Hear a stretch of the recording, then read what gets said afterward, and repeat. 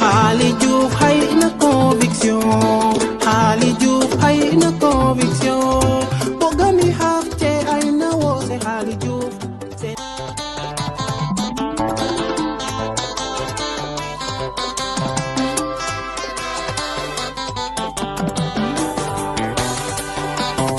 Xaali Juuf hay na conviction,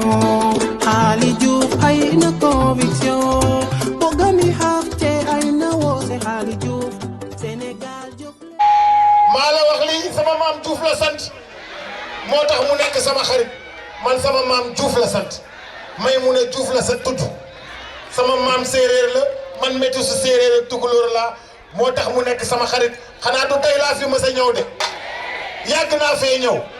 su ma fi xamee Xaali Diouf mii moo tax saa yu ma woowee ma ñëw dafa bokk si man bokk ci sama deret yiiw yaru ñu nekk Ndakaaru di liggéey depuis ay at moo ànd ak ay nit ñu bare bari ñi ñu àndaloon gisuñu leen waaye boobu ba tey maa ngi jàppanteeg moom moo toglu ku ngeen àndal moo yéen ku ngeen àndal eteguma ku ngeen àndal moo yéen ku ngeen àndal jugeen waay ku ngeen àndal yaay jugeen taxaw jugeen dama leen bëgg a gis seen leen ngeen kam may gis ana ku ci ànd ak Xaali jugal taxaw aca ku ci bëggoon Xaali bëggoon ci doglu bëggoon ci saafam jugeen taxaw ma xool te nag nit balaa ñu lay jox réew mi sa waa dëkk dañuy ne waaw ba noppi sa dëkk bu ñu nee waaw ba noppi nga war a mën a yootu réew mi ndax bëgg ngeen jox Xaali Diouf réew mi kon loolu leer na nañ. Allez, nous allons inviter le coordonnateur du mouvement Conviction, Monsieur Pape John. Pape, vous êtes notre invité de marque et vous avez la parole. Pape, nous vous invitons à venir prendre la parole. Kookal la Pape moo yore mobilisation bi moo yore coordinateur bi moo yore organisation bi ma leen di ñaan ñu tàcc ko bu baax a baax. Pape John, coordonnateur du mouvement Conviction. Pape, c'est à vous. Wow, yaay tinda kontaane Pape tinda kontaane dada kon Pape Jara inni na fu baaxi kon mara kadami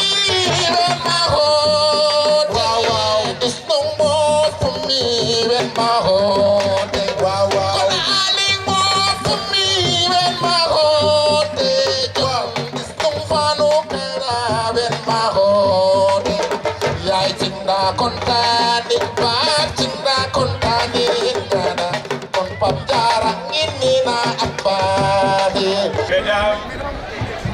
Messieurs, chers invités, chers amis, chers militants du mouvement Conviction,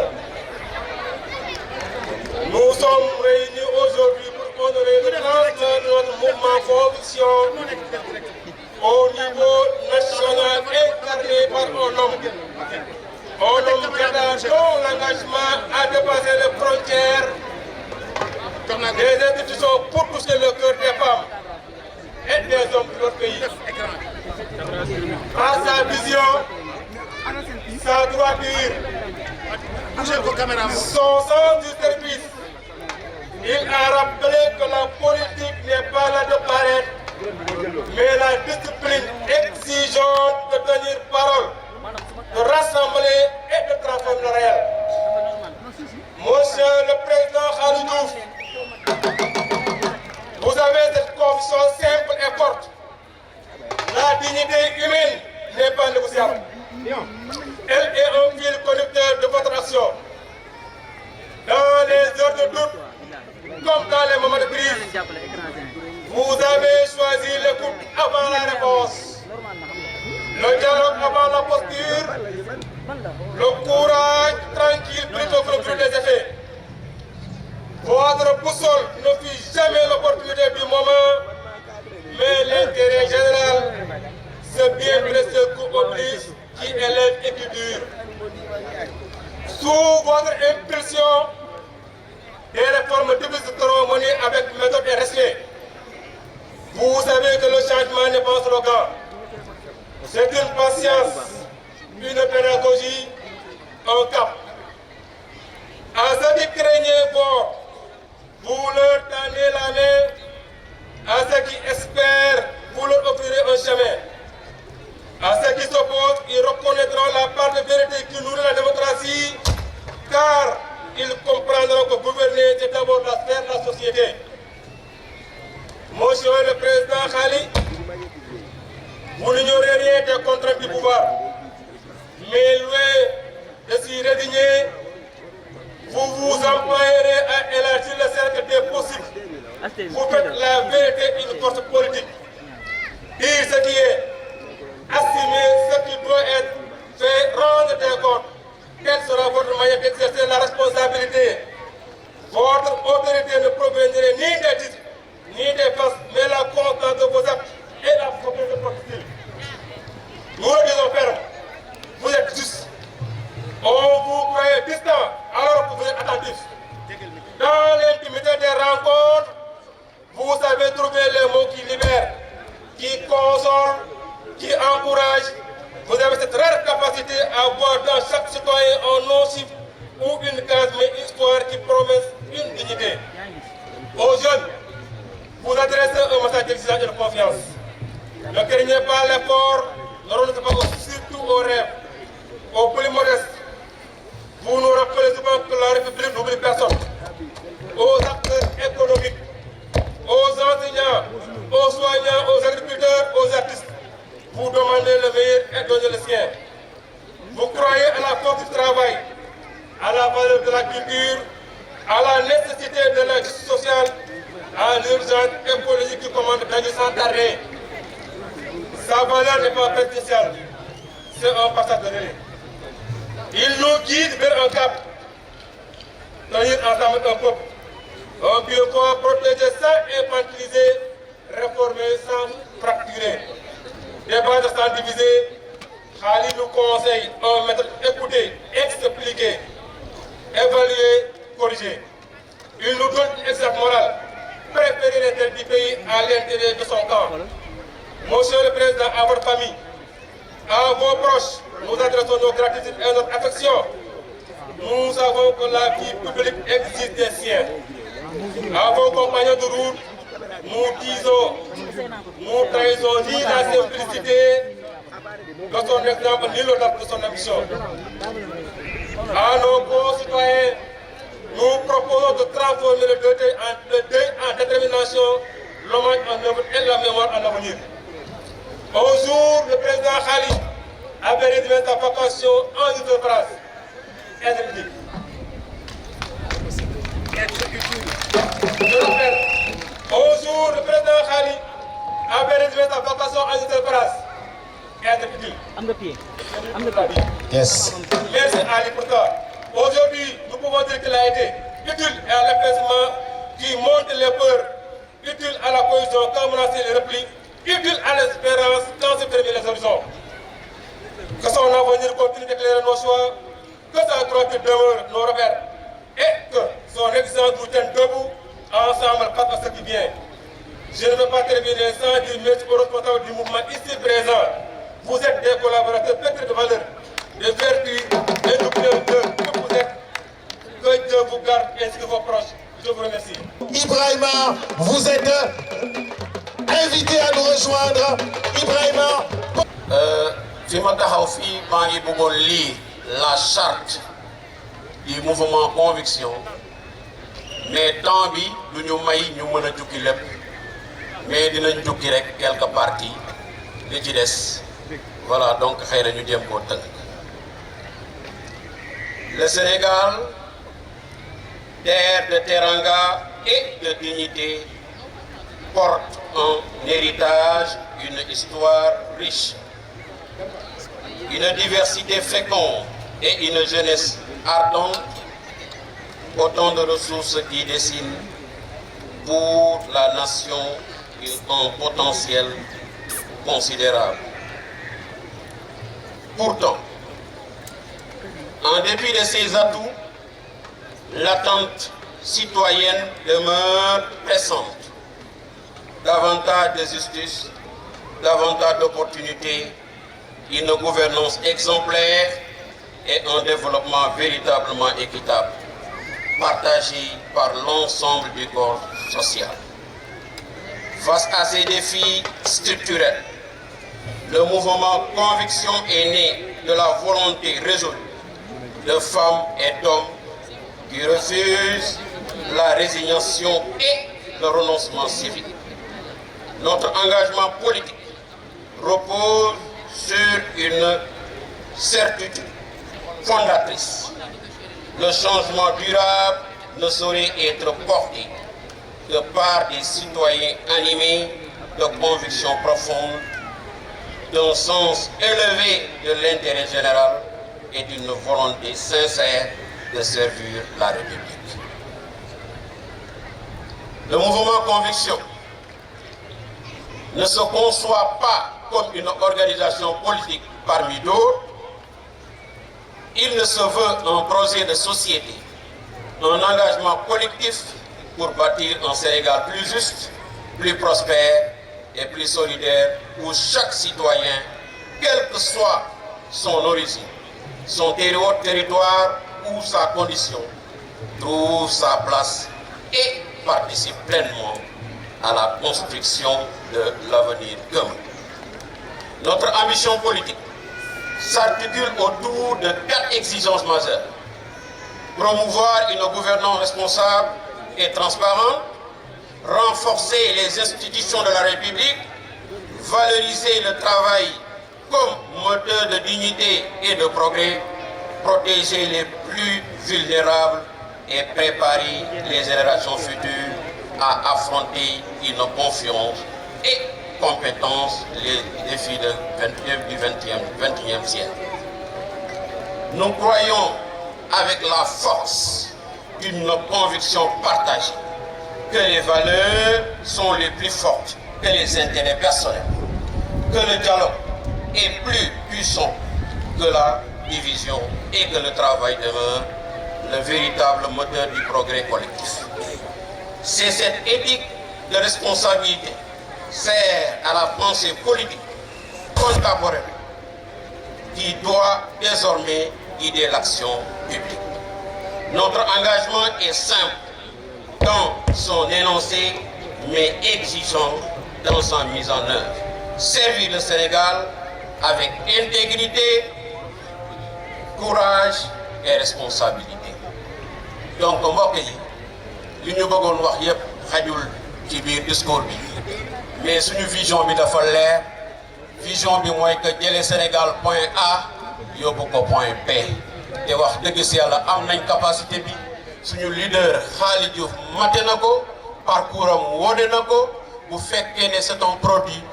bu neex a jaay la produit boo xam ne wax dëgg si yàlla wóolu nañ ko avec une équipe dynamique boo xam ne mën nañ yóbbu Sénégal fu sore. donc loolu mooy suñu mission nag mooy ñu rassembler tous les Sénégalais de Dakar à Matam et de Ziguinchor jusqu'à Kédougou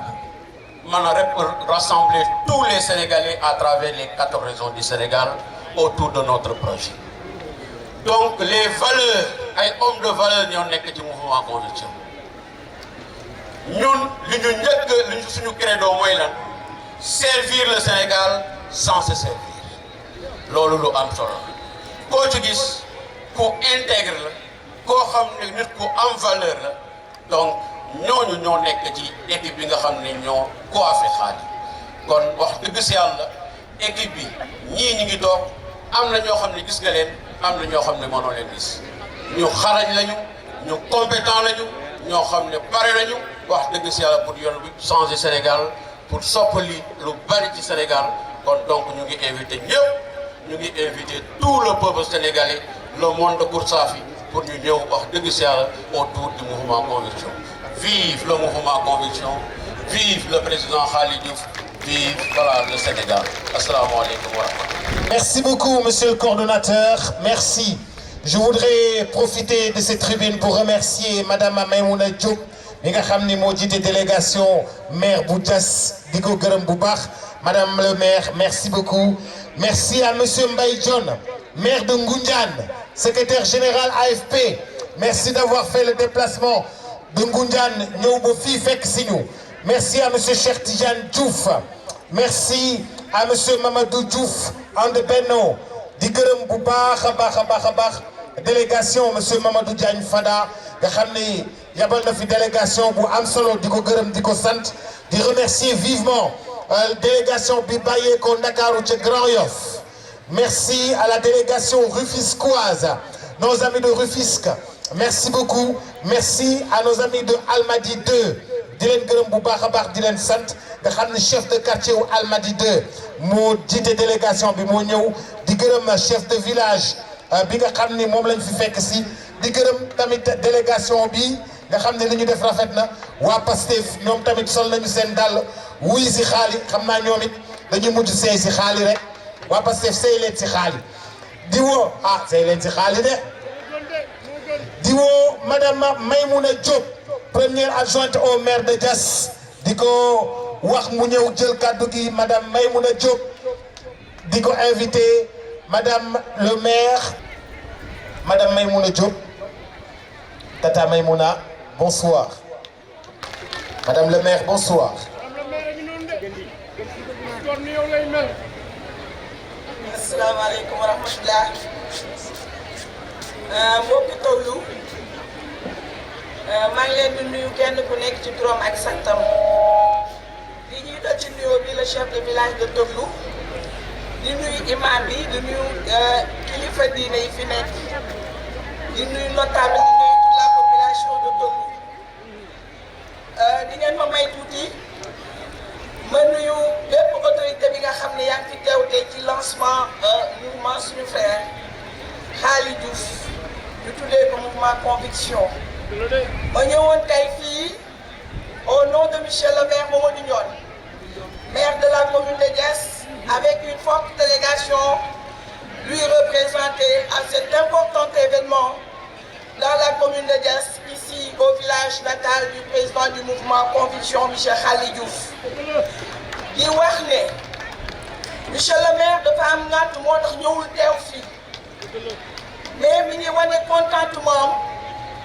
ci li nga xam ne am na fii tey di nuyu askanu Saafeen yépp si forte mobilisation bi nga xam ne def nañ ko fii tey wuy si le frère Khalid Diouf président mouvement Conviction monsieur le maire nag nee na su ma ñëwee naa seedeloo devant toute l'assistance que monsieur Khalid Diouf il mérite tous les honneurs dans cette commune. Il mérite aussi tous les honneurs dans le Sénégal. ndax dafa di koo xam ne li ñuy wax unanimité la am fii dans la commune de Diass. Il y a beaucoup de leaders politiques qui sont ici à Diass. Mais son frère Khalid, il fait l'exemple d'un bon leader.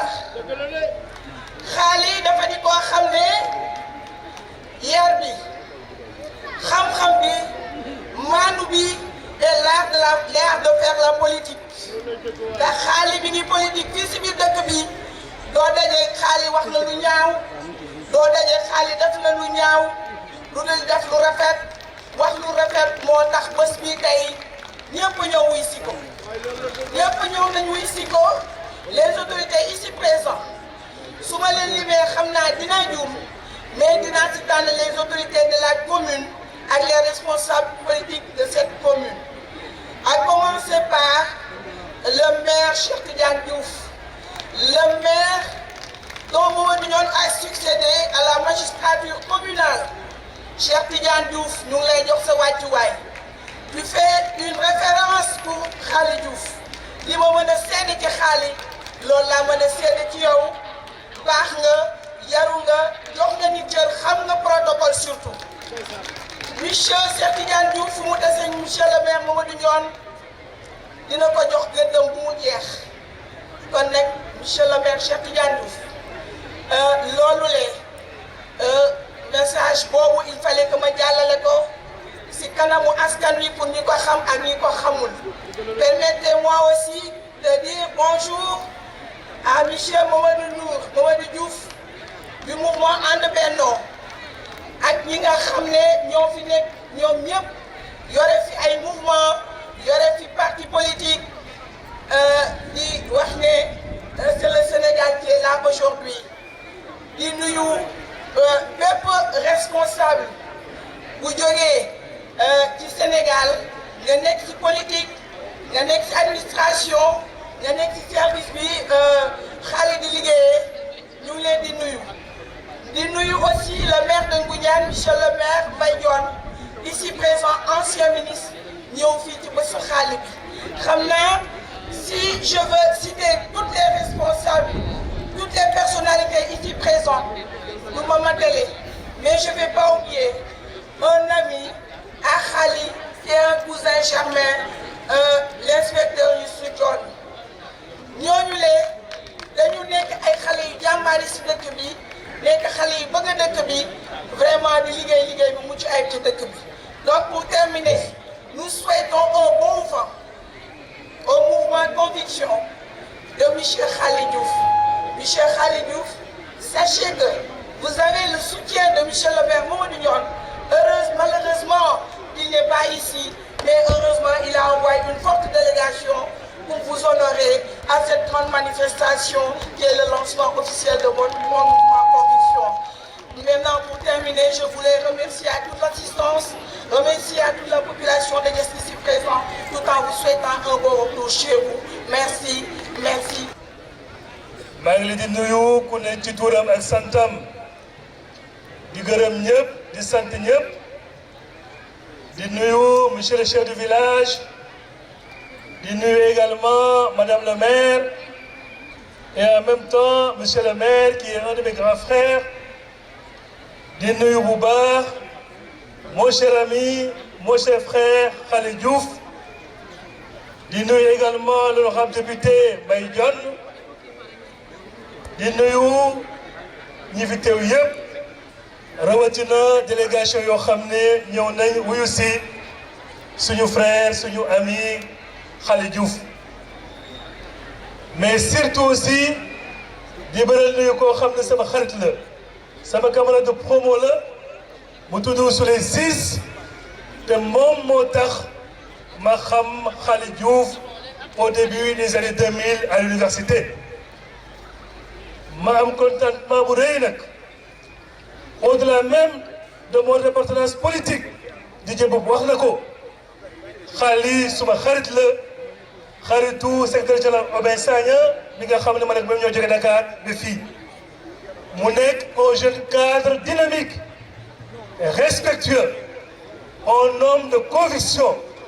un homme de valeur mi nga xam ne mën naa témoigner yu bëri ci moom parce que mën naa depuis 2004 2005 ba léegi laa ko xam te mosul changé donc Khali booy résumé nii invité ñu dañu am mbégte bu rëy ñëw teew si ñëw wuyu si la ñëw aussi gis mobilisation bu am doole te yaakaar naa ne waa Toglu bu ngeen ko jàppalee Khali mën na occuper n'importe quel poste dans ce pays donc ñoo ngi lay gërëm di la sant de le souhaiter bon vent et ensemble avec toi, avec le mouvement Conviction, nous bâtirons le Sénégal de demain, un Sénégal bi nga xam ne ce sont des hommes et des femmes de conviction ñoo koy porter vers le firmament et vers le développement. Je vous remercie. Merci beaucoup mon cher. Et bien des choses au président Amadou Ba. Dites-lui merci. Te nga ne monsieur le président Amadou Ba bu mu toog réew mi kenn du ko bàyyi noonu bu mu toog Moïse ne président Amadou Ba bu mu toog réew mi kenn du ko bàyyi noonu bu mu toog waaw wax ko loolu yóbbante la bu mu toog Seck Ndour dugg si noonu tàccu leen loolu Seck Ndour dugg si noonu waaw Seck Ndour dugg si noonu tàccu leen ma ko ma xool daa bokk ci yéen di def ci yéen di yëngu ci yéen di wax ci yéen di ànd ak yéen Seck Ndour waaw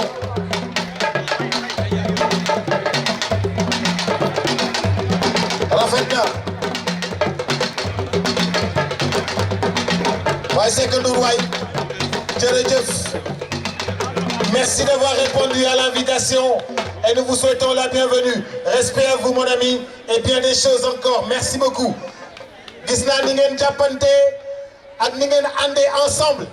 ni ngeen taxawu ensemble yéen ñëpp ngeen joxante loxo toglu seen ànd bi rafet na tàccu leen loolu seen ànd bi rafet na seen ànd bi rafet na seen bokk ndey rafet na seen bokk baay rafet na seen gan la nag dama ni tambour major kii di ñëw seen gan la yéen ndax seen mbokk la boo xam ne ma nga jóge ba Ngunjaan kon ku ne Ngunjaan ne toglu ku ne toglu ne séeréer ku ne Ngunjaan ne séeréer kooku mooy Mbaye Dione honorable député à l'Assemblée nationale moom la monsieur Moustapha Niass teggi yël loxoom jox ko li nga xam ne moom moo di AFP kon nag tambour major dugalal ma kooku di monsieur Mbaye Dione honorable député secrétaire général bu AFP ayca ñu dem Ngunjaan.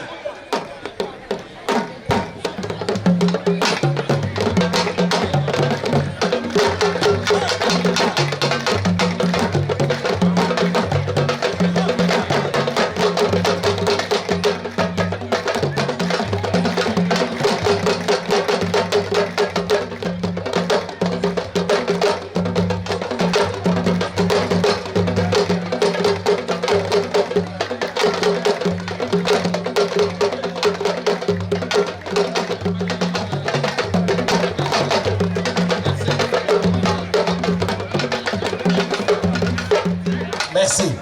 Kon ñu ne ma woo Matar Sey kon ma woo monsieur Matar bu secrétaire général bu parti Rewmi ah kooku de moom ak xaali ñoo nekkandoo woon réew mi waaw tàccul leen ma ko bu baax a baax grand Matar kooku moom xaali dañoo yàgg te boo ñëwee tey représenté réew mi dañuy bëgg am fierté ci yow salaamaaleykum ñu ngi lay siyaare di kontaan. waa parti réew mi bu ñu ñëwee fii ñëw nañu seen koñ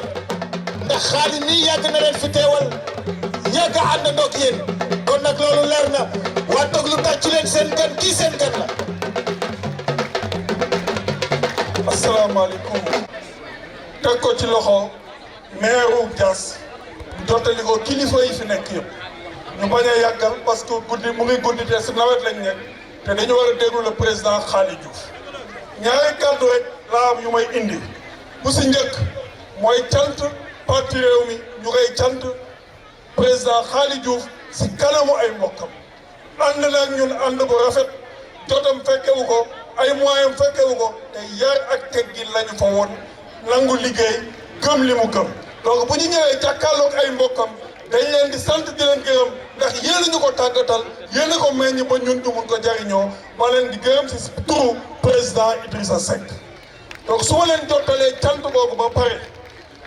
di leen wax ne ñu ngi ànd ak délégation boo xam ne presque parti bi ñu si bëri teew nañ tey lu ko waral mooy ànd bu rafet bu ñu àndoon si biir parti réew mi demoon nañu ñu nag président Khaly Diouf nekkatuñu ay àndandoo si politique ay frère lañu man Diass bi ñëw naa fi ba taay yendu fi toglu bi yendu naa fi si tool yi mooy invité. kon tey Abdou Fouta Diakhoumpa bii nekk si toog si ginnaaw jiite woon cadre réew yi doon toog ak ñun ñuy tëju di bind xalaat yi nga xam ne moom lay Idrissa Seck di jébbal Sénégalais yi ñun xam nañ loolu xam nañ ne xam na ko mun na ko donc téye leen seen doom jàppaleen ko fu mu woowee yegg yéen a ko fa mën a yeggale maa ngi leen di sant di leen gërëm di leen féliciter si mobilisation exceptionnelle bi ma gis fii si Diass jërë ngeen jëf.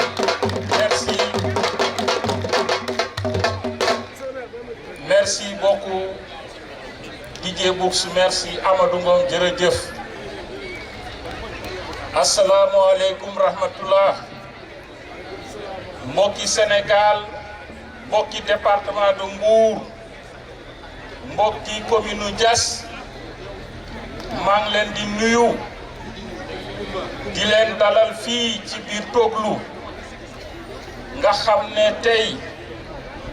dama waroon a nuyoo kilifa yi nekk ci biir tribune bi yépp waaye dafa xat waaye li may ñaan samay mbokk yi mooy nañu toog ba président xaali discours ba pare ngeen soog a dem loolu laa leen di ñaan parce que lu mu war a wax loolu moo leen fi andi di nuyu responsable politique yépp yi nekk ci tundu Saafeen di wax ne président xaali jërëjëf lii nga taxawal nii mooy mouvement conviction nga yaroo fii ci biir Toglu màggee fii ci biir Toglu bokk ak waa Toglu lépp loo xam ne lii teraanga la te yàlla teg na ko sa loxo kon tey boo taxawee nga ne da ngay politique nga am ay ambition au niveau national dañ lay encourager féliciter la ci ñaanal la ci yoon bi di seede ñépp ne xaali borom jàmm la xaali borom kerse la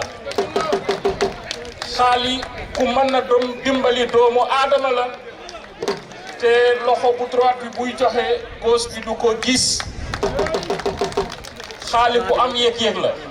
mais ku am fit la ci lu muy def te politique il faut nga am fit kon xaali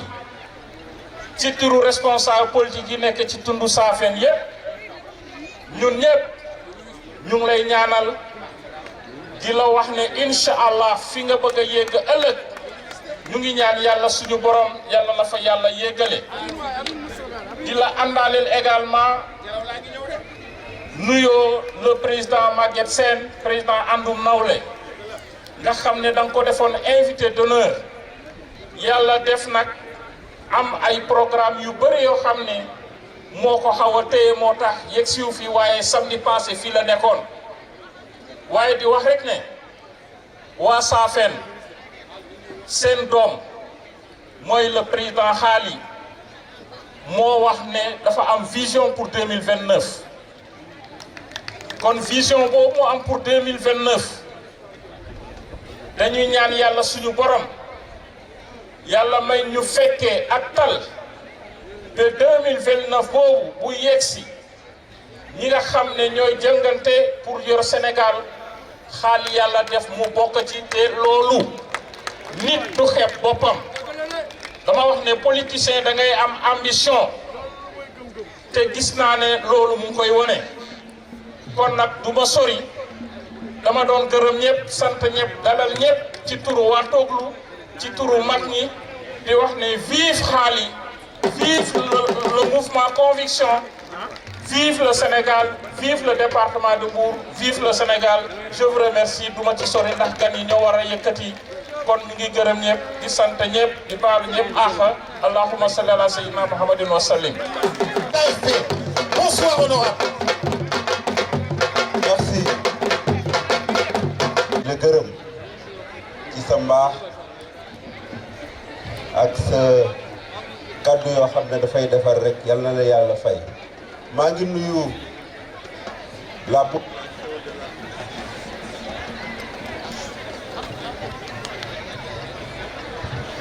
Yes.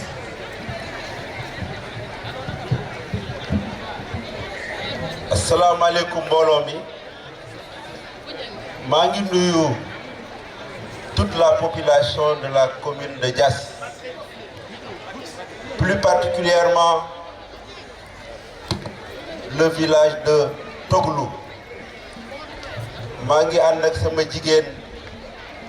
la présidente Astou Thiaw nga xam ne mooy coordonnatrice AFP fii ci commune u Diass et mon jeune frère Ousmane Ndiogou Faye ay responsable AFP di commencer di jaal la famille de mon oncle mon grand frère Alsamba Ciss nga xam ne lu nekk def na ko ci Diass def na ko ci Saafeen te mu ñàkk doomam bërki démb kon sama déplacement fii ci Diass ñaari signification la am ñëw bokk ak famille Alsamba tiis boobu dal ci famille bi ma jël njaal li jox ko suma rak l'honorable député Djibi Ciss di jaale tout le village de Toglou mais ñëw wuyu ji invitation suma rak mon jeune frère Khali Diouf maa ngi nuyu kilifa fi teew yëpp di nuyu madame le maire nga xam ne moo fi représenté mon collègue maire Mamadou Ndione ma koy nuyu di jël nuyoo responsable politique yëpp ma toog ko ci loxo le maire Cheikh Tidiane Diouf di nuyu monsieur le ministre Moïse Sarr et mon frère Aubin Sagna nga xam ne ñoom ñëpp on a des relations particulières ma bëgg ñu nuyul ma le premier ministre Amadou Ba di nuyu la forte délégation du parti Rewmi parti bi nga xam ne moo meññi Khali Diouf ci wàllu politique di ci jiital le secrétaire général monsieur Sey mi jël seen kàddu waaye di ci beral loxo ñaari nit muy le doyen Abdou Fouta Diakhoumpa nga xam ne di nuyu la famille de Khali Diouf di beral loxo waajuram bu góor ak waajuram bu jigéen lu Khali doon tey yàlla ak ñoom la kon vous devez être fier jur doom bu mel ni Khali nga xam ne ku nekk bëggoon nga mu doon sa doom tey yar ngeen ko ni ngeen ko war a yare dugal ngeen ko mu jàng nañ ay moroomam yàlla may na ko xam-xam may na ko teraanga waaye teraanga boobu fàttewu ci Toglou fàttewu ci Diass bu ma gisee ay jeunes yu mel ni yow gis des jeunes comme Ousmane Ndiogou gis des jeunes comme Moïse Sarr ñuy toog di xeex ak ngëm-ngëm ak conviction comme ni nga tudde sa mouvement sama xel dafay dal Boubacar wax na ko soxla nañu taxawaayum premier ministre Amadou Ba soxla nañu xel mu rafet bu président Idrissa Seck ak la sagesse du président Moustapha Niasse mais le Sénégal de demain c'est le Sénégal qui se fera avec les Khali Diouf les Mbaye Dione les Moïse Sarr les Ousmane Ndiogou Diouf des gens qui ont de la conviction parce que nag dans un pays dafa war a am ñuy gouverner am ñuy opposé wu bu ñëpp yaakaaree ne bu ñu demee ca nguur Sénégal dox Sénégal du mos a dox nañ ko wax te dee Sénégal coow li bari na les Sénégalais sont fatigués mbokku Toglou dañu sonn mbokku Diass dañu sonn mbokku Sénégal dañu sonn Boubacar jógewu ma Ngoundiane Njaareem laa jóge du 1er au 25 du mois de juillet je suis dans la région du Baol j'ai parcouru 10 321 kilomètres j'ai fait 182 rencontres dans 141 villages et dans 57 quartiers les Sénégalais sont fatigués la classe politique war nañu mobiliser wu pour xettali Sénégalais te wàññi wax ji bari na politique bi bari na on doit aller travailler vers l'essentiel kon bu ma gisee Boubacar Khali nga taxawal sa mouvement au moment où Diass manque d'eau potable au moment où Diass comme beaucoup de communes dëkk yi war a am yoon amuñu ko au moment où ces braves femmes sont fatiguées, au moment où cette jeunesse est sans emploi, le Sénégal compte sur des jeunes comme toi pour dire non au clientélisme politique, pour dire non à la corruption, à la gabegie des ressources publiques. Parce que le Sénégal a besoin de dignes fils, braves, honnêtes, intègres, qui savent dire non. Mais pas à des gens qui pensent que bon de Moultingour rek do am teranga. Je suis pas d'accord. Nous de l'AFP, Astou 6000 Astou Diaw mi taxaw ak Ousmane, bi sama jigen ak suma rak, on va les inviter au combat. Jabax Dias kenn mënu ko tabax sans yéen, kenn mënu ko tabax sans Ousmane Ndiogou, kenn mënu ko tabax sans Khali Diouf, kenn mënu ko tabax sans les 10 signes de Dias. ma bëgg ngeen bokk ndey bokk baay loolu laa wax Djiby Ciss léegi way juróom alliance des forces de progrès la nekk ba nelaw yàlla na suuf sedd ci kawam kon Djiby Ciss lu mu am ci politique war na ko mën a am waaye nous sommes de l'AFP et nous restons AFP et nous travaillons pour que AFP président Moustapha Niasse yéene ba mu amoon ñu mottali ko ci réew mi nous travaillons à ça à partir des territoires ba incha allah lu yàllay def loolu moo tax ma sawar ñëw ànd ak suma rak Khali Diouf parce que loxoom set na am na yéene am na yërmande te ñëpp seede nañ ko Khali amul noonu Sali lu mu am bokk na ak ay mbokkam maa ngi lay tàllal loxo ngir jàppale la fii ci Diass waaye ngir jàppalante ngir defal Sénégal ñun ñooy defar Sénégal mais du koo xam ne fu tooy nga tag fa kooku mosoo defar Sénégal maa ngi leen di sant baax di leen gërëm wasalaam. Monsieur Mbaye Dione, monsieur le secrétaire général de l'AFP, defe naa wax bi rafet na ñuy remercier Jules Aubin Sagna. Jules, merci beaucoup d'avoir fait le déplacement. Khali nee na mu ngi lay gërëm bu baax a baax Abdou Fouta Diakhoumpa bu ñu limee dañuy juum ñoo ngi wax waa Toglu seen doom jaa ngi noonu waa Diass dama bëgg ñu dugal le jeune cadre dynamique ki nga xam ni liggéeyul si nguur lu mu am ñaqam moo ko may te lu mu am indi ko Toglu bokk koog yéen jug leen taxaw tambour major Khali Diouf a ngoog Khali Diouf a ngoog jigéenu Toglu jug leen góoru Toglu jug leen waa Toglu jug leen seen doom jàngoog Khali Diouf lu ne mën nga ko am ci Toglu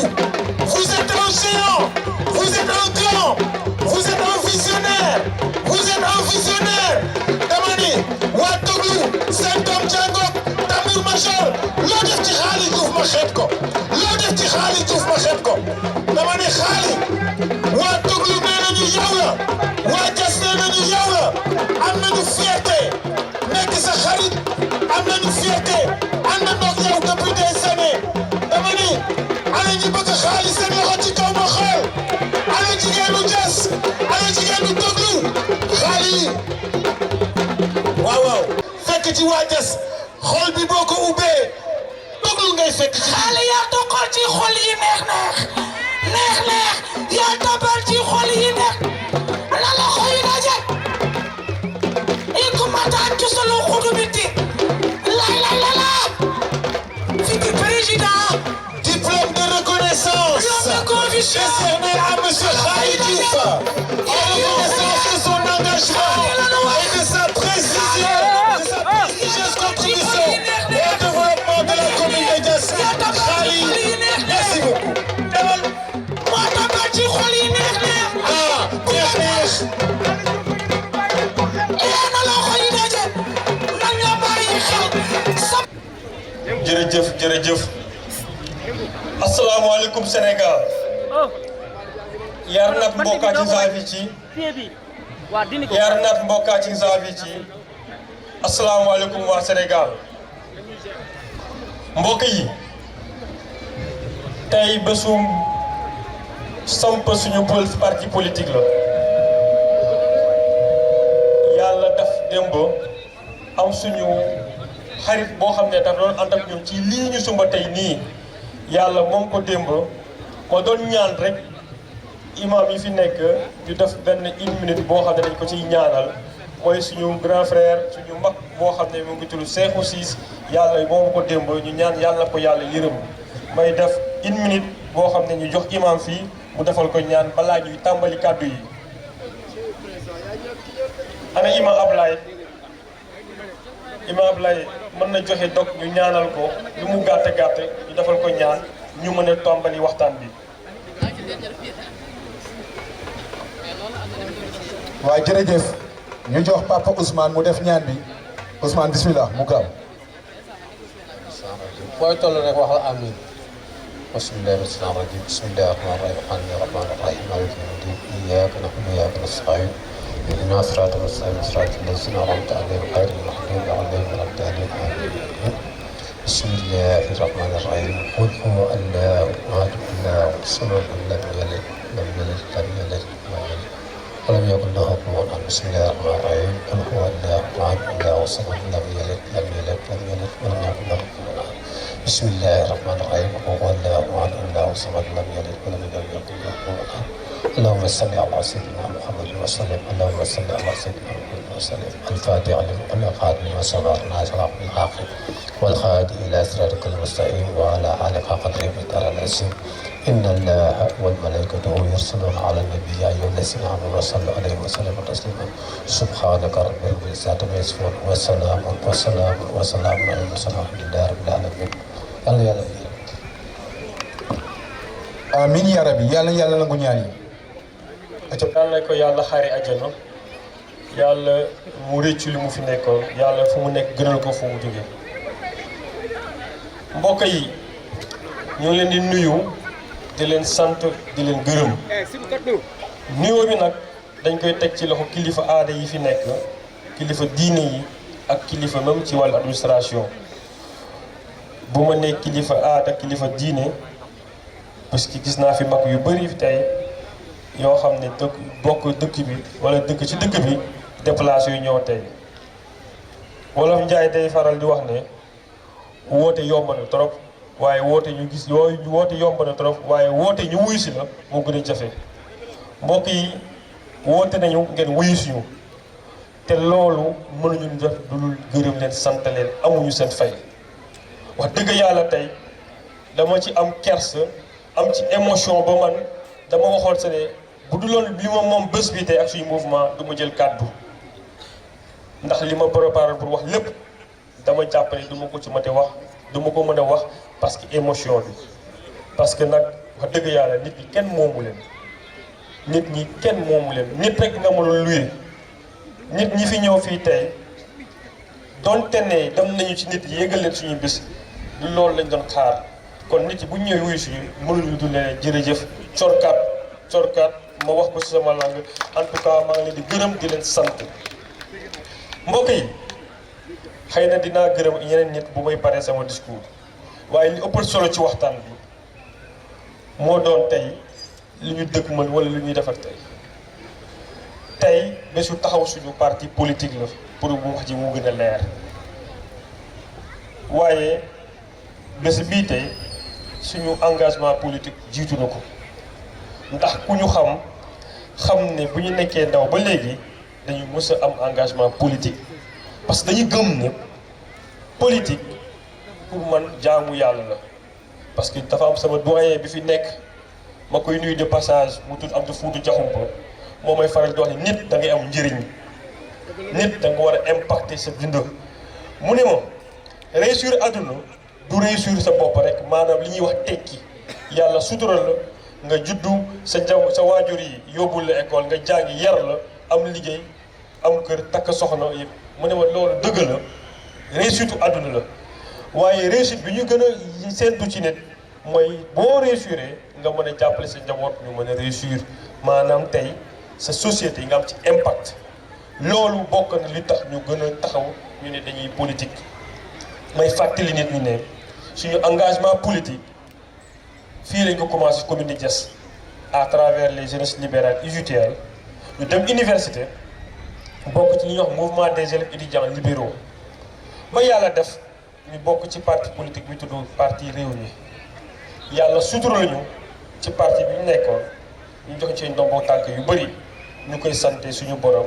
ak suñu kilifa yi fa nekkoon am confiance ci ñun mbokk yi damay fàttali jaar-jaar boobu pour wax leen fàttali leen ne wolof Njaay day wax ne jàng-jàngaan boo màggee bari sa daara ñun nag dañuy jàpp ne suñu jaar-jaar ci politique jaadu na tey ñu xàllal suñu bopp yoon ñu tracer suñu bopp voie pour dem à la conquête du pouvoir présidentiel. dama bëgg mu leer nañ mouvement conviction son premier objectif li mu njëkk a dëgmal mooy la candidature à l'élection présidentielle de 2029 loolu mooy suñu premier objectif ñun nag loolu ci suñu teeyaayu bakkan la ñuy bëgg a def loolu du lu ñu war a damoo wala tiitaroo lañ ko def mbokk yi Sénégal bëri na parti politique trop dañuy faral di wax ne Sénégal am na plus de 300 partis politiques booy créer sa parti dañ la mais lan ngay créer parti parce que nit ñi mënuñu comprendre 300 partis politiques nga bàyyi leen fii yëpp nga dem wut sa bopp sa parti bopp effectivement xel du ko mën a nangu waaye ñun mouvement conviction wala en tout cas formation politique conviction ñun dañuy jàpp ne tey suñu gis-gis ci politique wala en tout cas suñu offre politique bi ñu bëgg a proposer Sénégal yi dafa wuute ak li fi nekk rawatina li fi nekk tey nii tey mbokk yi ñun bi ñuy créer suñu mouvement politique comme mouvement politique yëpp nag parti politique boo gis Sénégal am na benn doxalin boo xam ne dañ ko dafa am vision ñii di ko tudde souvent slogan ñun suñu vision wala suñu slogan ñu def ko ci ñetti baat wala ñeent premier baat bi mooy souveraineté maanaam moom sa bopp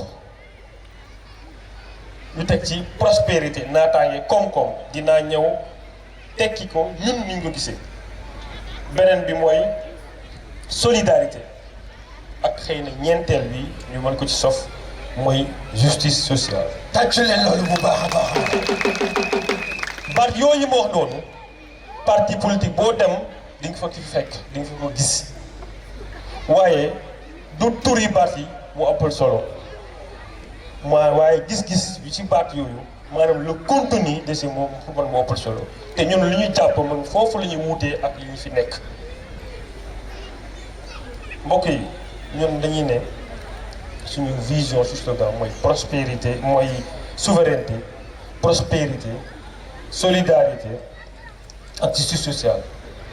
une gouvernance de valeurs de vertus fondée ou basée sur la transparence la compétence l'intégrité maanaam ci wolof ñun dañuy jàpp ne lépp lu ñuy bëgg a def dañ ko bëgg a def ci yorin bu sell teg ko ci jikko yu set ak xam-xam bu set et maa ngi koy seede ñi may àndal yëpp dama leen wax ne dama bëgg ñuy làmbu tout le temps ces deux V vertu valeur loolu nag ma jàng ci suñu kilifa politique boo xam ne moom la ñu gën a yàgg fréquenté ndax li ma wax sànq rek lu bees amu fi li fi am kay mooy ñàkk comprendre parfois xëy na yeneen vision yi wala yeneen offre politique yi ñun des mouvements conviction comme ni ma ko waxee sax ci suñu slogan buñ la nee par exemple souveraineté maanaam moom sa bopp ñun dañu jàpp ne nit tey baat boobu tur bi du liñ ko tuddee moom solo waaye lu mu wundu ñun jàpp nañ ne souveraineté du repli sur soi du tëj sa bopp adduna bi ñu tolli tey et surtout dëkk yi mel ni suñu dëkk boo ko jëlee si wàllu économie boo nee souveraineté économique mënoo ñàkk ubbeeku ñu jàpp ne tey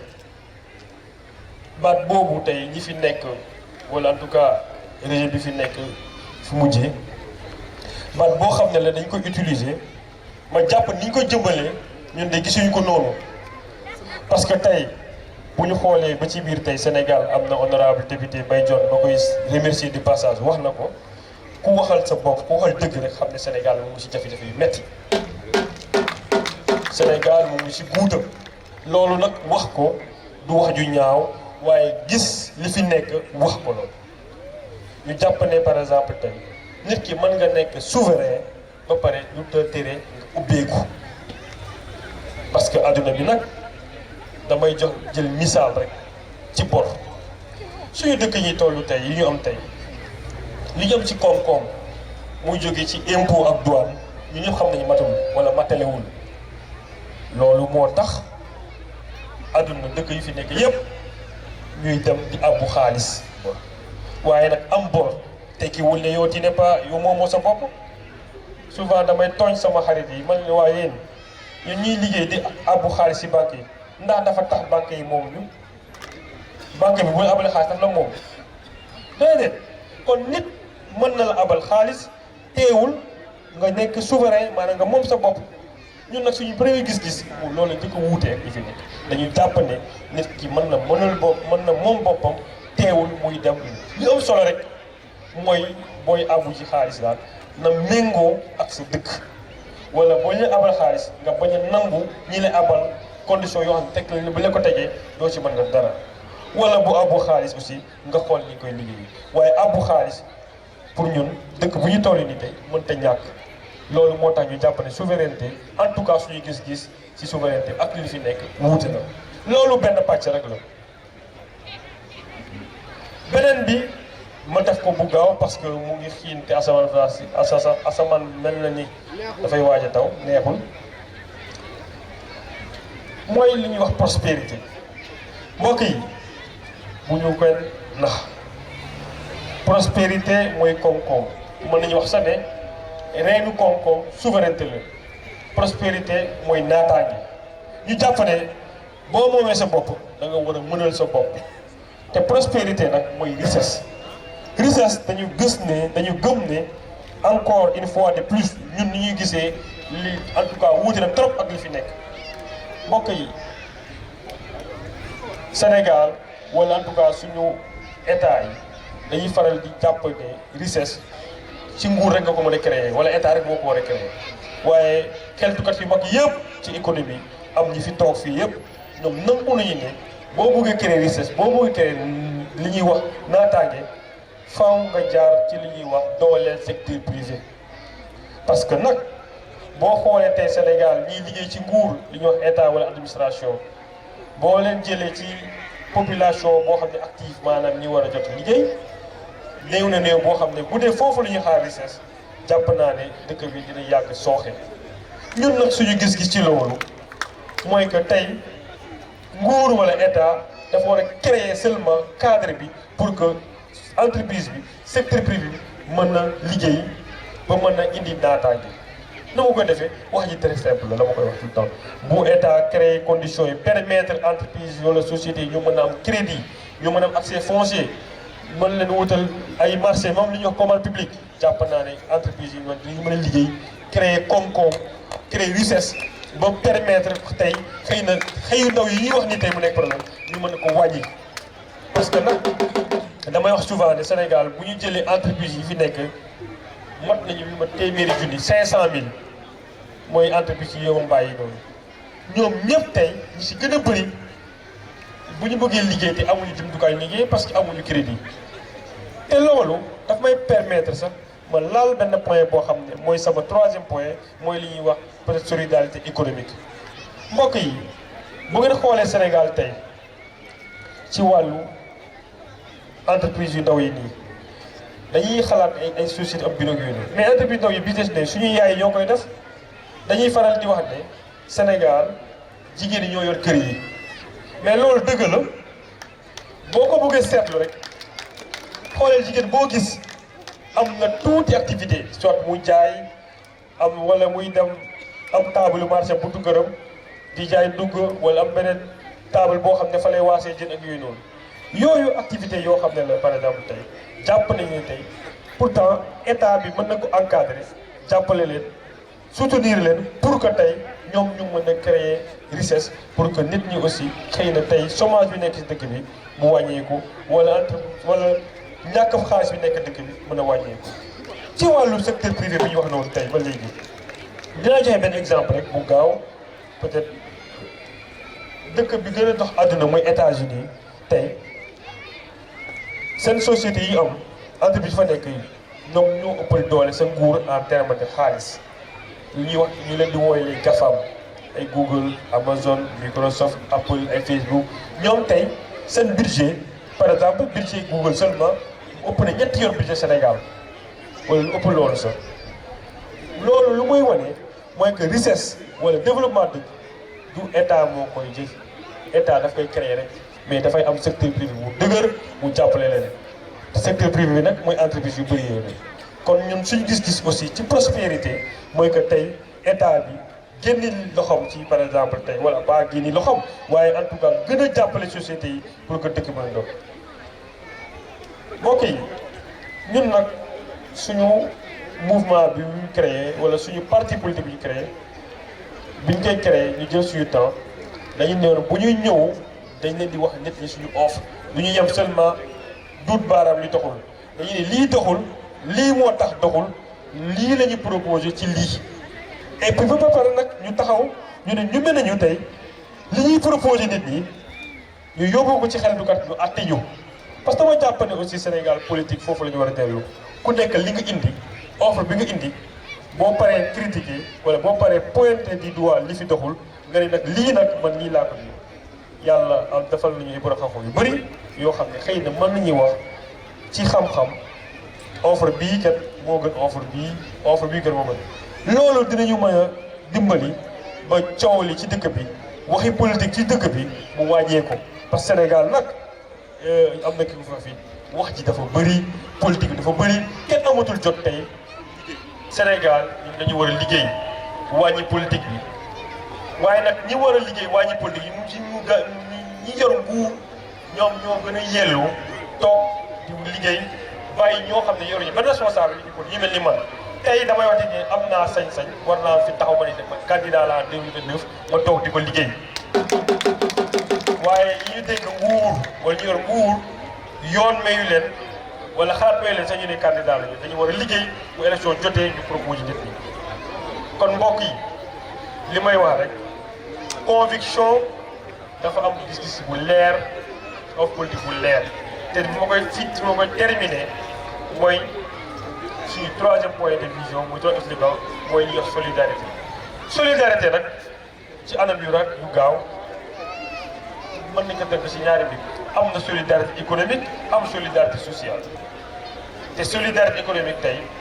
jàpp naa ne tey en tout cas boo ñëwee dëkk mel ni Togo wala ku mel ni commune Thiès wala boo demee Mbour wala boo demee foo mën a dem Sénégal bés bu nekk ñu gis jigéen yi ñuy natt ñu tuddee ko avec ak yooyu noonu waaw ngeen yaakaar ne tey bu ñu leen encadré woon avec seen avec yi tey parce que seen avec kat ñoom ñooy lebal xaalis seen biir nga jàpp ne bu ñu leen encadré woon tey dëkk bi du changé parce que bu ñu liggéey ba am naataange moom suñu bopp mën a suñu bopp jaadu na tey li ñuy mën a séddoo maanaam ci wàllu koom-koom tey ñëpp mën ci jot ñëpp am ci wàll te loolu tey bu ñu encadré tey suñu yaay yi xam ne dañuy def natt dañuy avec ak yooyu noonu mën nañu bokk lépp ñu jot ci lépp loolu la ñuy wax solidarité économique. solidarité sociale nag mooy justice sociale rek maanaam ka nekk Kédougou ak ka nekk Togo gi tey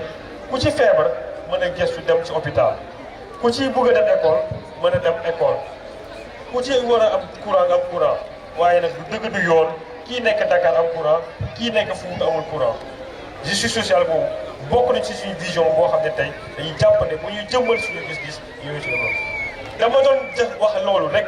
pour wax leen parce que bu ma taxawoon tey wax leen suñu offre politique ci diir bu gàtt mën nañ ko wax askan bi tey daf da ngeen wax ne ñii sérieux wuñu waaye dañ ko doon jukki rek jukki loolu en tout cas pour résumer ñun mouvement conviction lépp lu ñuy wax aussi lépp lu ñuy gis suñu gis-gis mooy dañuy ne bu ñu demee ba ak électeurs yi dañu jàpp ne li war a dox seen diggante c'est ça doit être un contrat social dañu un pacte maanaam ki ñu fal ak ki ko fal wala ñi ko fal li ñu war a am seen diggante mooy le pacte social mooy le contrat social boo xam ne tey ñun de ñu ngi ko bind ci suñu offre politique xëy na yàlla bu ñu may jeetaay yu gën a yaatu yi ñu mën ko expliquer nit ñi loolu moo tax tey ñun bu ñuy résumer suñu offre politique ci français que damay ma lire ko ñaari livre dañuy ne aujourd'hui faire du Sénégal suñu offre politique faire du Sénégal forte souveraine prospère et solidaire où chaque citoyen peut vivre dans la dignité, exercer pleinement ses droits fondamentaux et contribuer activement au développement du pays dans un climat de paix, de justice sociale, de confiance retrouvée entre gouvernants et gouvernés. ñun suñu offre politique noonu lañ ko tëggee tënk ko te ci fan yii di ñëw wala en tout cas weer yi di ñëw ñu ngi bëgg a mettre en place la suñu site internet boo xam ne dañuy défier tout le monde lépp lu ñuy wax dañ koy dugal ci site bi su ko defee balaa may sant yeneen nit yi ngeen may ma tuuti ma waxtaan ak sama mbokk yi ci séeréer mbokkaas yi du mon nii nii boobi kañu tiigi du kañ sindu bo kontaani gadu torop wax dëgg yàlla bu suubi gadu mi de wama ne boobi gen kursaabi woti telen Sénégal ɓoɗɗo kursaabi fisari nga commune ngo woti walla kursaabi tundari ngo woti ino waɗa ken état du Sénégal ɓayɗo état du Sénégal aéroport ne weɗen ndi poorin ndayade weɗen ndi pôle urbain Daga Holpo weɗen ndi zone économique weɗen ndi incini ndi na woti problème cece ay seul état mo min réglé weta nak mbokkaci ko en politique saabi ndi woti ngami sane o cimbo ba mo jaabi so ba yafusdi parce que problème ci wora état central mo min réglé kon mo wowi ndi mo waftire ndi ɗo o wono ba e mairie o sulen ndi do nambi ne o min ñaxel iski bo jokal pour woti kurki wone wono bo kurki pour régler problème ci mo parce que problème ci mo nak a président de la République réglé a ministre bi réglé dëgg yàlla ah mais pôle urbain Daga yaa mi ne réglé waa problème mo pori ndayar yaa mi ne réglé c'est seulement état président rek inem dom o doy ngabo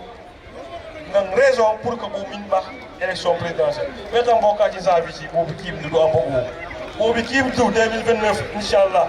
ko kinno ay kay wa ka président de la république te bu gamini do am bo raka parce que nak woti wajur ci mbobe ning di kilifa ci mbobe ning di te am man ne kilifa na wajur ba ñaandi dada wax deug ya il faut waage flaka kon mbokka ci sa bi bobu kim du bu am bo inem en tout cas inni bo waxtu pour sa bi nek ci wo nga bo ci wa tay ko wona ki fit moy kare inshallah bo waka inu ko won mo sa tay def pour akar bo sa ko bu ñak aussi mo sa ko waaye wone au moins bo wax ni won kon mbokay ah man nag wax dëgg yàlla comme nii ko bu ma limee juum waaye nag dinaa jël risque sant gërëm ñu bëri fii xëy na ñu jéggal ma bu mu fàttee nit ci gërëm yi nag dama ciy jiitu sama waajur yi wax dëgg yàlla doom bu am gërëm waajur yoon dama jàpp ko koy wax waaye man damay faral di wax ne man de sama waajur yi wax dëgg yàlla tey bu mu amee fit ba lépp lu may def sama àdduna dama koy def ñoom ñoo tax parce que nag mosuma wax wala lii laa bëgg ba ñu ma dee ko def dañ may laaj ndax li nga bëgg a def nii gëm nga ko loolu man sama yaay bi ma nekkee ba léegi 20 ans 25 ans bu ko amee xaalis daf may laaj waaye yow xaalis fan nga jëlee sa xaalis chaque jour bu may test daf may ne yow amoo xaalis loolu la may chaque jour boobu sama yaay lépp lu may def dafay tiit daf may ne waa foo jëlee sa xaalis ma ne ko lu sa yoon yoolu dafay ñëw mu ne yow amoo xaalis ma ne ko lu tax nga ne amoo xaalis xamoo li may amoo bi ma 20 ans mu ngi nii dafa bëgg xam sama salaire ma ne doo xam sama salaire parce que lu tax dafay ne tout le temps fan laay jëlee xaalis loolu nag li tax mu koy def xam naa ko mooy tout le temps dafa nit da ngay ragal yàlla nit da ngay moytu loolu nag dama ko def téere ci man lépp lu may def damay ragal sama waajur yi buñ ko defee buñ ko yéegee li ñu may wax ndax duñ ma xeeb kon maa ngi sant sama waajur di leen ñaan yàlla gën a taxawal seen yàlla digal seen teewal di sant sama soxna yi nag wax dëgg yàlla du loo xam ne sax dinaa ko faral def ci politique parce que dama jàpp ne politique ak famille bokkul waaye nag bu yàlla defee aussi yàlla boole ak ñoo xam ne wax dëgg yàlla du luy nekk sama soxna moo tax ma waaye wax dëgg yàlla tey jàpp naa ne ah man de yàlla sutal na ko mosuma am problème ay scène de ménage bu muy tànn te jàpp naa aussi loolu bokk yi nañu tànn comme ni ko jàmmal lañu ma te mu am moo ci benn jafe-jafe kon ñoo ñu dama leen di ñaan rek yàlla gën a dëgëral seen taxawaay yàlla sàmm seen njaboot ñi fi ñëw tey nag invité yi bu dama ma sañoon ku nekk ma jaar sa tur sant la gërëm la parce que nag wax dëgg yàlla li ma ko wax sànq rek woote yomb na trop waaye woote ñu wuyu si la ah loolu moom luñ mënul ñu sant leen gërëm leen ma jukki ci nag ñu bëri ñoo xam ne ñoo nañu fi tey ma jiital ci sama doyen Abdou Fouta Diakhoumpa mi toog fii tey ñu nekk koo xam ne référence la ci man Mbaye Dione monsieur le maire chef de AFP yàlla daf ñu boole li mat 15 ans mu bokk ñoo xam ne damay permettre sa bopp lu ne ma def moom laa njëkk a woo ma ne ko monsieur le maire ak loo mën a jàppal ne foofu boo fa jiitu nit kenn du la fa jiitu Touba la nekkoon bàyyi lépp ñëw loolu mën naa ko wax ci Jules Obin Sagna sànq Mbaye daf ma woo daf ma laaj mu ne ma waaw yow xanaa da nga invité Amadou Ba ma ne ko pourtant invité ma Amadou Ba mu ne dama gis waa kër Amadou Ba fii ma ne ko ñi fi nekk waa kër Amadou Ba yàlla dafa ma boole ci relation personnelle Jules Obin Sagna bi ma koy xam ak léegi mat na 15 ans mais ki ma xam laa xam ba léegi koo xam ne xelaat la lay jox conseil la lay jox Moïse Sarr moom laay wax ba dama ko beral loxo parce que Moïse Sarr école la ñu bokkoon correct laa ko jëkk wax jub correct foo ko daan gis bi ñu bokk école Moïse Sarr daal yi dafay siir bu set dafay brailler il est toujours ici koof tout le temps moom moo nekk Sarr nag il était tellement correct tellement te loolu laa gis si moom ni mu correcté ci colin noonu la mel ci jikko ma jëlaat ci kenn koo xam ne ku ràññeeku ci man ku sori ci man mu tudd Matar Seye Matar Seye jël na parole fii en tant que secrétaire de réew mi waaye Matar Seye bu mu amoon yeneen titre mu wax ko Matar lépp la ñu bokk non man maa da bëgg a jàkkaarloog ñoom pour gis leen may bañ a fàttali loolu moo tax mu def nii mais sinon dama doon jàkkaarloo mais dama bañ fàtte Matar Seye nag beneen nit la ci man ak ñi mu àndal ñoo xam ne waa parti réew mi nii ma bëggoon ci lim ñu bëri xam naa dara ci fàtte waaye am na ñoo xam ne nag xëy na naan ñoom Mandiaye ñoom Aboubacry ñoom Amadou Sylla ak ñoo xam ne xëy na tey sax bu ñu sañoon bu ñu wax seen tur en tout cas gis naa ñëpp maa ngi gërëm ñëpp di sant ñëpp waaw sama koñ Tëngéej nag may yëgal waa Togo ne waa Tëngéej fi ma def Almadies dañu ma bëgg a wax ne noonu naa dem taxu foofu change sama carte ñoom ñu ngi fii tey waaye nag li ma muñal rek ñu jàpp ne comme fii laa cosaan fii laa juddu sama xol mayu ma ko def waaye nag délégué jàppal ne dinaa ñëw tout le temps mu ànd ak ñoo xam ne nag ñoom Baye As ñoom Omar Fall wala sax am sama xarit yoo xam ne nag wax dëgg yàlla faraluñu sax di ñu activité fii ma mën si lu bëri am na ku tudd Youssou Dione c'est la première fois ma gis activité politique wax dëgg yàlla mosuma ko activité li ñuy ànd yëpp te jàpp naa ne ñëwal activité politique dafa jàpp ne xaritam moo xewle rek mu ñëw dama ko jéggaloon ma ne ko mu ne ma déedéet man mënul toog maa ko ci sant di ko ci gërëm ñiy def politique croisade bi nag ñooñu ñëpp laa di ko ma ci jiital mooy sama mag di sama xarit muy Jibi Cissé tey naxar bi am démb moo waral lii tey fi suñu comité d'organisation activité bi moom moo ko jiite ñii tam laa ngi fii tey fu mu xam nit woo na ko mu ne ko bés bi sa bés la loolu nag mënu ma ko fay mënu ko maa koy sant di ko gërëm di ñaan yàlla ko yàlla gën a taxaw yàlla gën a dëgër taxawaayam Cheikh Tidiane Diouf wax na wala tous les responsables waaye du tee aussi Mamadou Diouf di sama mag Issa di sama mag ñooñu maa leen sant leen gërëm ndax même yi mu amee dama dem si ñoom ñëpp wax leen ko ñu ne ma même bu dee bokkuñu yoon ci politique ñun ñooy ñëw toog ànd ak yow maa ngi di gërëm di leen sant ci loolu ñoom Seydou Ndour ñëpp gis naa taxawaay yëpp bugguma lim parce que xam naa dina juum ku ma limul nag du caagin ne dama la xeeb waaye dama juum rek dama gisul waaye ñi fi toog yëpp ku nekk mën naa wax ci yow loo xam ne tey chef de village nag dañ ma bett chef de village commune de Diass ñëpp chef de village ñëpp ñu ma si gis ñu ne ma ah ñun de suñu taxawaay ci politique jaaxanaay la waaye yow ni nga mel ni te du ma lim seen tur gis naa leen fi maa leen di gërëm di leen sant ci loolu bàyyi ci ko dama ko sant dama ko gërëm parce que bàyyi ci ko dama ko ne moom du star man maay star loolu mooy faral loolu moo tax dama ko gërëm di ko sant man daal mbokk yi li may wax rek bëgguma lim madame le maire ak sa délégation waxal monsieur le maire sant naa ko gërëm naa nee naa ko nag da nga daw monsieur le maire nee naa ko da nga daw nag mu ne non bu wax la ma ne ko da nga daw parce que da nga dem Diomaye rek moo tax nga yaakaar ne damay jël xeer tey xeer yi dama ko tey du ma dóor Diomaye xeer du ma dóor Sonko xeer sama bopp laay wax dama bëgg Sénégal muy Diomaye muy Sonko en tout cas li ma gëm ne man maay 3e fois dama koy nit ñi nag ñu ne ni man muy Sonko muy Diomaye dama ne daal ngeen bàyyi yëpp daal jàppale ñu mel ni ñun jàpp naa ne ñoo nekk 3e fois loolu moo tax nag mooy wax ne ñu ànd ak ñoom maa ngi sant ñëpp nag gis naa ñëpp waaye yëpp li ma ciy mujjee mag la waaye mën naa sama yaay la mu jógee ba Tëngéej mu tudd Maymuna Samb sama yaay daf ma ne sama yaay Maymuna tudd moom mu tudd Maymuna sama yaay ne boo amee doom bu jigéen tuddee ko Maymuna Samb bu ko sa tuddee ko ngir cër boobu kooku bi may jàng ci loxoom lañ ma tegoon bokk ñu li ñu mbokk deret mbokk àdduna la waajuram yi ñoo amul lu samay waajur waaye mu mel man ma gënal ko mbokkam yi mbokk deret kooku nag man moo ko fay Samba maa lay sant di la gërëm di ñaan yàlla gën taxaw yàlla sàmm sa njaboot mbooloo mi guddi na te ñëpp a ngi dem am na ñi ma fàtte ñu baal ma du xeeb du kii xel lay fattu rek di jëbub sa nag moom wax na fi diggante man ak moom dañuy weesu liggéey alxames sama gars yi ñu ngi ma doon xaar fii jeudi passé man maa ko mobilisé toute la journée sama problème personnel man ak moom ñuy ànd maanaam tey kilifa yoo xam ne tey cër bi ñu ko jox man ne ko problème bi laa am wala soxla bi laa am mu ne ma kaay ñu dem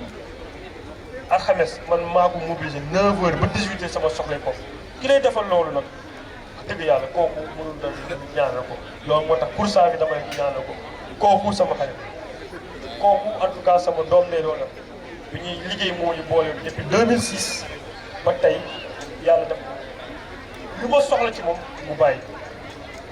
damay mujjee jànkalaar rek aussi man nag dama ne jànkalaar il faut ñu changer tur bi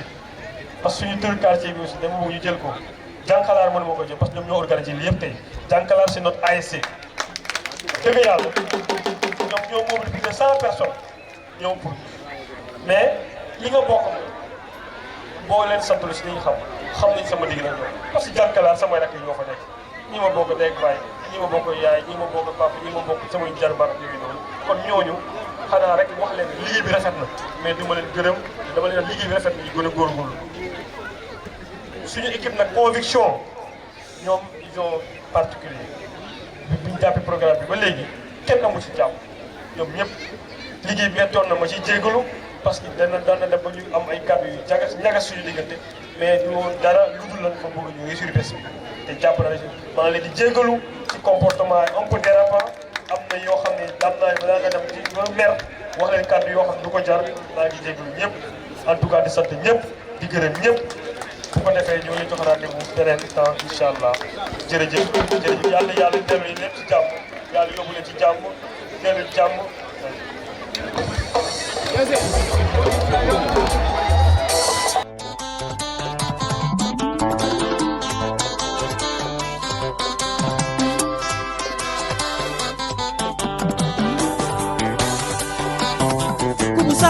Xaali Juuf xay na conviction